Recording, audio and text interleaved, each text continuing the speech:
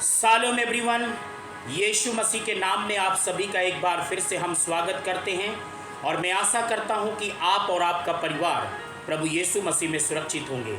आज दुनिया के अंदर बहुत सारे लोग चर्चों में जाते हैं, मीटिंगों में जाते हैं, पास्टरों से दुआ कराते हैं और उनकी एक ही प्रार्थना रहती है और उनके जाने का मकसद एक ही रहता है कि परमेश्वर मेरे लिए नौकरी का रास्ता खोल दे, मेरे लिए उन्नति का रास्ता खोल दे, मेरे लिए विदेश जाने का रास्ता खोल दे, मेरे लिए घर बनाने का रास्ता खोल दे, मेरे परिवार के लिए रास्ता खोल दे, मेरे लिए शादी के लिए रास्ता खोल दे। लेकिन वो ये नहीं जानते कि परमेश्वर कब और कैसे मार्ग खोलते हैं। इन्हीं सब बातों के विषय में आज परमेश्वर मुझसे और आपसे बात करने जा रहा। मेरे प्रियो, बाइबल के अंदर नीति वचन 18 के 16 में लिखा है, भेंट मनुष्य के लिए मार्ग खोल देती है और उसे बड़े लोगों के सामने पहुंचा देती है। देखिए, यदि आप चाहते हैं कि आपके लिए परमेश्वर मार्ग जल्दी खोले, यदि आप चाहते हैं कि परमेश्वर आपके लिए रास्ते खोल दे, आपकी शादी के लिए रास्ते खोल दे, आपकी उन्नति के लिए रास्ते खोल दे,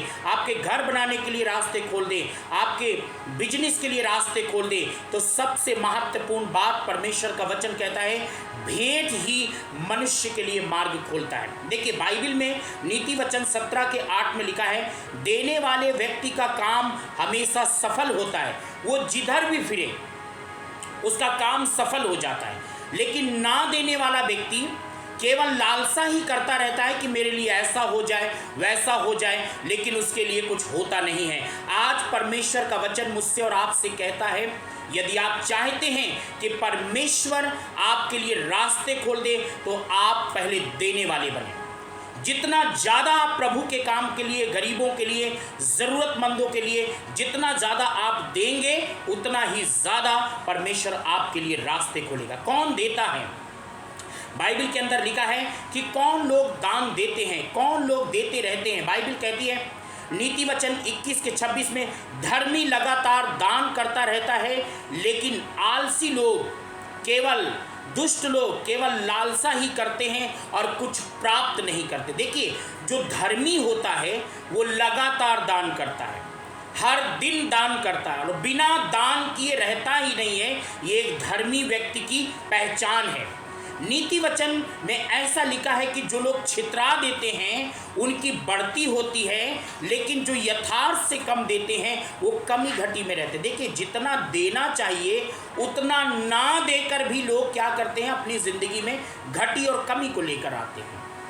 लेकिन जो छितराने वाला व्यक्ति होता है उसकी बढ़ती होती है। नीति वचन 11 के 25 में लिखा है, उदार प्राणी हष्ट पुष्ट हो जाता है। देखिए, हमें उदार व्यक्ति बनना चाहिए, हमारा दिल उदार होना चाहिए, हम कभी भी कंजूस नहीं बने रहना चाहिए, झूठ का सहारा नहीं लेना चाहिए, हमारे पास पैसा है ही नहीं, है ही नहीं। आने वाले समय में जिंदगी भर आप ये कहते रह जाएंगे कि है ही नहीं। लेकिन जो धर्मी होता है, धर्मी व्यक्ति लगातार दान करता है, ऐसा परमेश्वर का वचन कहता है। किन किन को दान देना चाहिए, किन किन लोगों को देना चाहिए? नीति वचन 19 के 17 में लिखा है, जो कंगालों को दान देता है वो परमेश्वर को उधार देता है। देखिए, जब आप कंगाल लोगों की मदद करते हैं, निर्धनों को दान देते हैं, ज़रूरतमंद को दान देते हैं, आप उनको नहीं दे रहे हैं, आप परमेश्वर को उधार दे रहे हैं। और परमेश्वर किसी का भी उधार नहीं रखता, वो वापस करना जानता है। बाइबल के अंदर नीति वचन 22 के 9 में लिखा है, जो कंगाल को देता है उसे आशीष मिलती है। क्या आप देने वाले हैं? क्या आप देते हैं?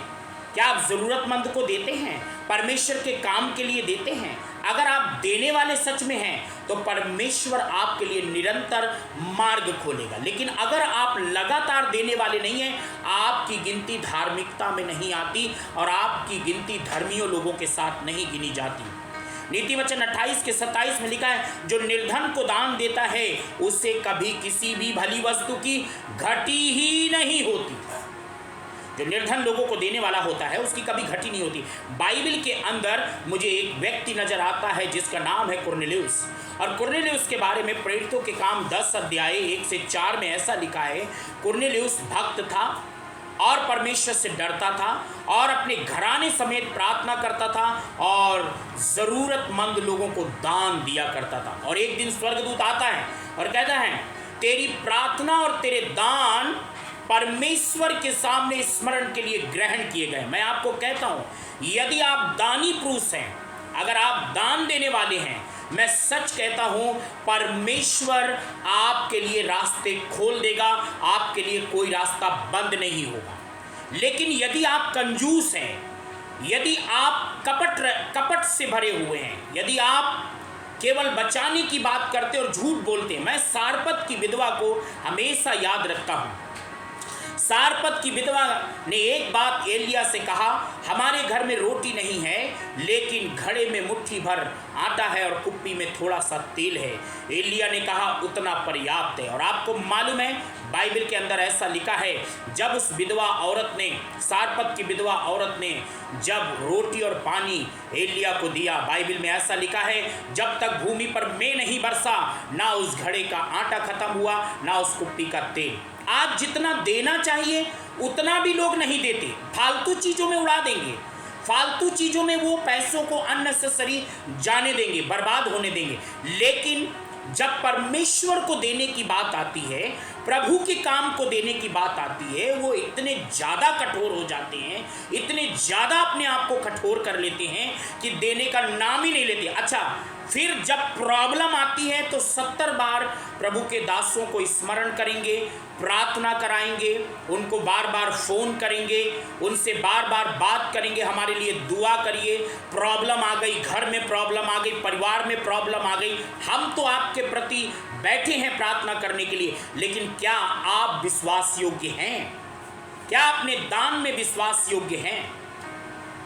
क्या अपने पैसों के प्रति विश्वास योग्य हैं? क्या आप दानी पुरुष हैं? याद रखिएगा, बाइबल का परमेश्वर कहता है नीति वचन 21 के 26 में, धर्मी लगातार दान करता है, लेकिन लालसा करने वाला कुछ भी नहीं पाता। आप अगर सिर्फ लालसा कर रहे हैं, हाय मेरे लिए अमेरिका का मार्ग खुल जाए, इंग्लैंड का मार्ग खुल जाए, कनाडा का मार्ग खुल जाए, मैं ये कर लूँ, मैं वो कर लूँ, मेरे लिए ऐसा हो जाए, आपकी सिर्फ लालसा ही रहेंगी, प्राप्त कुछ नहीं होगा।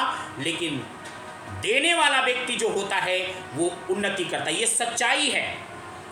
मैं यहाँ दान और दसवांश की बात नहीं कर रहा हूँ, यहाँ मैं भेंट की बात कर रहा हूँ। अब भेंट तो कुछ भी हो सकता है, भेंट गाड़ी भी हो सकती है, भेंट घोड़ा भी हो सकता है, भेंट कार भी हो सकती है, मोटरसाइकिल भी हो सकता है, टीवी भी हो सकती है, मोबाइल भी हो सकता है, सोना चांदी भी हो सकता है, भेंट कुछ भी हो सकता है। मैं भेंट की बात कर रहा हूँ। भेंट कपड़े भी हो सकते हैं, खाना भी हो सकता है। यदि आप भेंट देने वाले व्यक्ति हैं तो परमेश्वर अवश्य आपके लिए मार्ग खोलेगा। लेकिन अगर आप कंजूस हैं, कई लोग मुझे फ़ोन करके सिर्फ एक ही बात को कहते हैं, हम कुछ भेज रहे हैं, अपना यहाँ तक कि ईमानदारी से पूरा दसवांश तक नहीं देते, इतने ज़्यादा कंजूसीपन की आत्मा उनके अंदर छाई हुई है, इतने ज़्यादा कठोर हैं कि अपनी कमाई का पूरा दसवांश भी हर महीने ईमानदारी से नहीं देते हैं। 500 रुपये दे दिया, बहुत बड़ा तोप मार दिया, 40,000 50,000 कमाएंगे और 100 200 300 400 500 रुपया देंगे। जो लोग देते हैं, मैं उनको एक बात को कहना चाहता हूँ, जो लोग देने वाले व्यक्ति हैं, परमेश्वर उनके जीवन में बहुतायत से आशीष। आज दसवांश ईमानदारी से नहीं देते हैं, अगर अपना दसवांश भी ईमानदारी से दे तो कभी भी परमेश्वर के दास को ये ना कहना पड़े हमें ये खरीदना है, हमें ये लाना है, हमें वो लाना। कमाते तो बहुत है, दुआ करिएगा हमारा बिजनेस चल पड़े, दुआ करिएगा हमारा कारोबार अच्छा हो, दुआ करिएगा हमारी नौकरी लग जाए, दुआ करिएगा हम विदेश पहुंच जाएं, दुआ करिएगा हमारे लिए ऐसा हो जाए। लेकिन क्या आप दानी पुरुष हैं या आप कंजूस हैं? यदि नहीं हैं तो आज ही आपको दानी बनना है, दान देने वाला बनना है, क्योंकि जब आप देंगे तो परमेश्वर का वचन कहता है तुम्हारे लिए रास्ते खुलेंगे। प्रभु इन वचनों के द्वारा आपको बहुतायत से आशीष दे। God bless you.